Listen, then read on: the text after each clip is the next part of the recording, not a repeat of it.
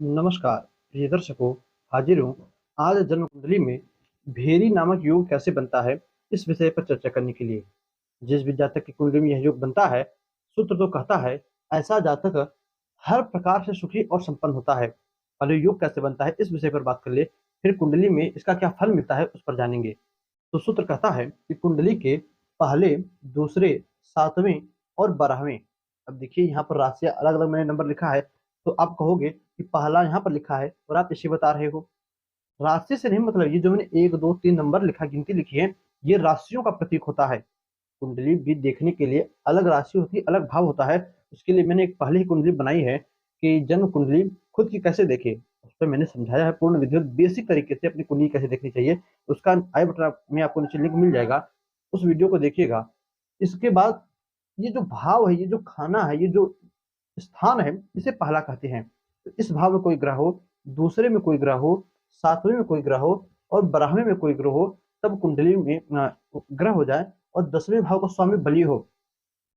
1 2 7 10 12 में ग्रह हो, 10वां भाव का स्वामी बली हो, तब ऐसी कुंडली में पहली प्रकार से भेरी नामक योग बनता है।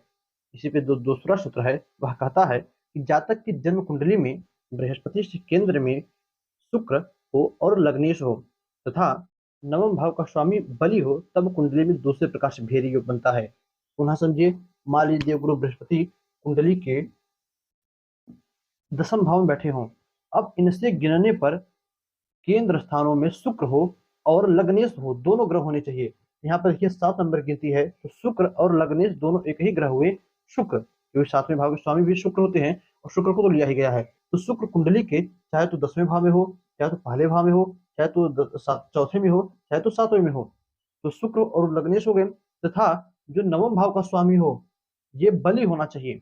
तो तीसरे भाव का स्वामी बलि होकर कुंडली में कहीं पर भी बैठा हो, बलि का मतलब अंश बल से अच्छा खासा या उच्च का हो जाए, या तो मित्र ग्रह की राशि में बैठ जाए, या तो मित्र ग्रहों की दृष्टि से दृष्ट हो, तब ऐसी स्थिति में किसी भी भाव का स्वामी बलि होता है।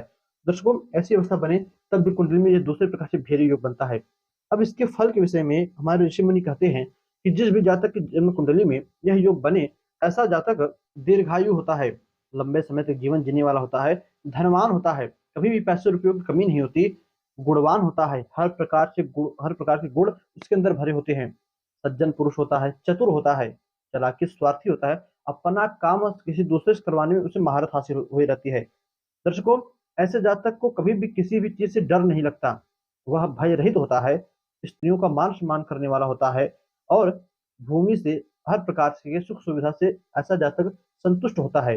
हाँ, शत्रुओं का संहार करने वाला और उच्च विचार रखने वाला होता है। तो दर्शकों, यह कुंडली में किसके कुंडली में यह सूत्र बनता है, कमेंट करके अवश्य बताइएगा। तो बस आज के लिए इतना ही छोटा सा सूत्र था। बस आपको अच्छा लगा होगा, याद दीजिए। पुनः से मुलाकात होगी किसी नई वीडियो में नए टॉपिक के साथ। तब तक के लिए नमस्कार।